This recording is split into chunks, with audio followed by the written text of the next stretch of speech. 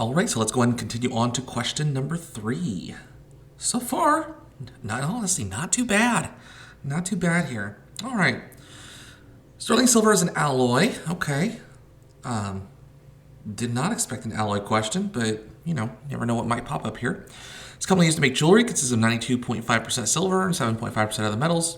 Over time, alloy can form a tarnish of Ag2S when it reacts with hydrogen sulfide. So we're in an equation here. It wants to know oxidation numbers for Ag solid, so anything that is an element by itself that does not have a charge. Oxidation number is 0. And then here, sulfur here in this compound is going to be a 2 minus. So that means that each individual silver is a 1 plus. Okay, let's move on. Following table contains atomic radii for silver and copper. It says, explain why sterling silver is better classified as a substitutional alloy than an interstitial alloy. So when we're trying to define alloys here, our focus is based on the radius of the atoms that are involved here. And I find this question interesting because the radius of silver and copper are fairly different than one another. And so it really brings in the question of, where's the cutoff between a substitutional and interstitial alloy? A substitutional alloy is based on the fact that the radii are similar. Whereas, an interstitial alloy, they're different. Maybe they just need to be more significantly different to be an interstitial alloy than a substitutional alloy. But again, as long as the answer is focused on the fact that they have fairly similar radii, should be in pretty good shape in regards to that. Using the principles of atomic structure and Coulomb's law, explain why silver has a larger atomic radius than copper does. If we're comparing these two things, they are in the same column.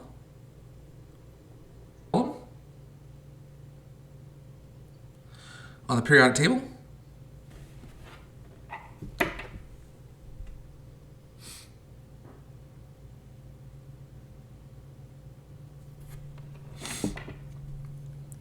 And so what we're going to focus on here is that silver has its valence electrons in the 5th energy level.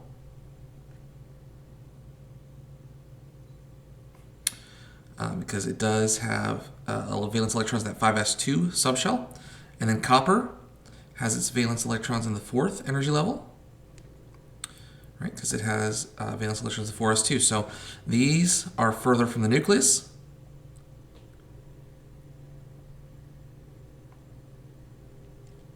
And therefore going to have a larger atomic radius. So something along those lines is usually acceptable, as long as you focus on the fact that things that have valence electrons in a higher energy level, those higher energy levels are further away from the nucleus, thus a larger atomic radius is usually a pretty good explanation in regards to Coulomb's law, because there's going to be less attraction of those valence electrons to the nucleus due to the fact that they're further away from the nucleus. There's a greater distance between those valence electrons. You've got increased nuclear shielding, a variety of different ways you can go through and describe that. So, pretty straightforward here. Okay, so Ag2 silver, or Ag2S, good God, tarnish on sterling silver can be removed only using silver, removed until silver remains. A student weighs a sample before and after removing the silver tarnish, and information is recorded in the table. Okay, so I'm going to do a little bit of math here. It says, assume only the Ag2S was removed, calculate the number of moles of silver atoms removed. Okay, really specific on silver itself, not silver sulfide silver sulfide, but rather the silver atom. So I need to figure out how much tarnish was removed by using those two numbers there. So 409.21 minus 398.94 gives me 10.27 grams of Ag2S. Again, it gives you the molar mass, so 247.8 is 1 mole. Again, Ag2S. You got to take one extra step though, because it is asking for silver. For every 1 mole of Ag2S, there's going to be 2 moles of Ag.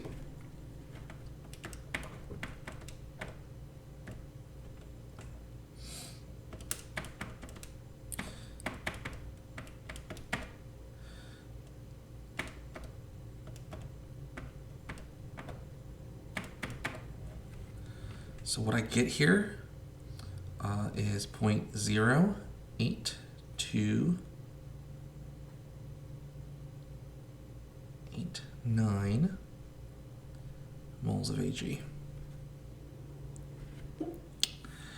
Okay, so again, pretty straightforward problem here so far. Let's take a look here. Okay.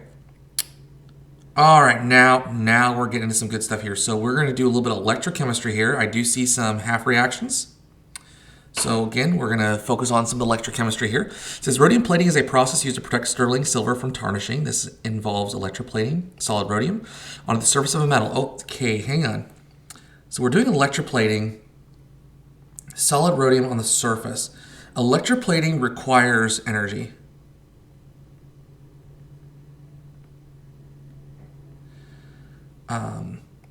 And so if I think about this, we're electroplating solid rhodium. This reaction has to stay the same. And so when we think about our half reactions, remember these are reduction half reactions, right? So this stays the same. This is what's going to get flipped because this requires energy. So this is an electrochemical thing rather than a voltaic cell. Simply due to the fact that we're producing that solid rhodium, so this has to stay the same, it's going to get flipped, which means that the electrochemical potential is going to be negative. So when we calculate this value, it is going to have to be negative. The other thing it states here is we're going to write the balanced net ionic equation. Our moles of electrons have to cancel, so this equation here gets multiplied by 4. This one here is going to get multiplied by 3. So when I combine these together, let's see here, electrons are going to cancel. So what we end up with here is 4RH, 3 plus, RH,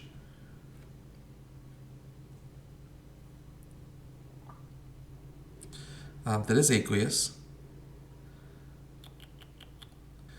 6H2O. Again, make sure you multiply everything out. On my product side, we're going to have 4 RH, that's a solid, 12 H plus, aqueous, and 3 O2, which is a gas. Okay, so a bit long for a net ionic equation here, but again, you got to multiply those by 4 and 3 to make sure that the electrons cancel. And again, make sure you flip that equation, because if I look at the very next problem, it's asked us to calculate the electrochemical potential. So 0.80 is going to stay the same. We're going to flip this here, so negative 1.23. So negative 0.43 volts for that. All right, so again, it's that one's a little bit more on the tricky side. I will be fair. That one's a little more on the tricky side because you really do have to identify what's happening in the problem here. It's very specific, electroplating. You've got to use electricity in order to get that to happen. And again, it tells you solid rhodium's produced on the surface of the metal, so that RHS has to be a product of the reaction because this is what is being produced. Rhodium is being put on the surface, so that has to stay the same. The other equation has to be flipped. Based on your answer to part D2, explain why the process requires the use of external power source. Okay, that's very telling for this type of free response question. Because if I go back, let's say I made a mistake, right? Let's say I screwed this up and I did everything like a voltaic cell. If I say that that's positive, I should know, just real basic AP chemistry, I should know that if that's a positive value here, if this voltage is positive, that means that the reaction is thermodynamically favorable. It does not require an external source of energy, and delta G is negative here. If I go down here and look at this information here, this explicitly tells me that E cell is a negative value. And so I would say that this is because this is not thermodynamically favorable. Because E cell is negative, that means that delta G is positive, and thus it needs voltage to run. Okay, or needs voltage in order to be able to produce the rhodium plating that's on the surface. Something along those lines, it should be perfectly acceptable. Last question here. Oh, how could this be not with a little bit of Faraday's law in order to be able to solve for this? So you're given a current, you're given that 2.0 current. It wants to know the time, so we got to solve for Q. And so 2.8 grams of rhodium,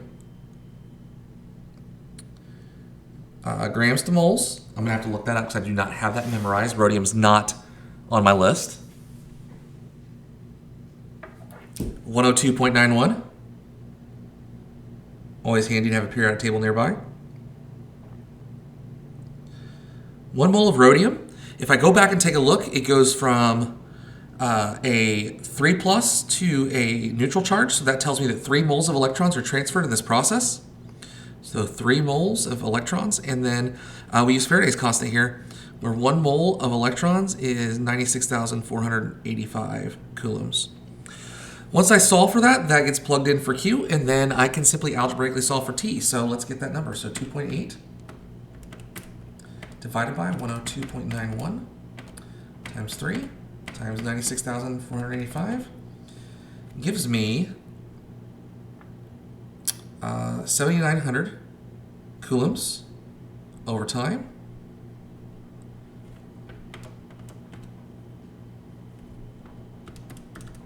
So we can solve for our time by just simply dividing that out. So time here is going to be 3950, and it's already in seconds, which is nice.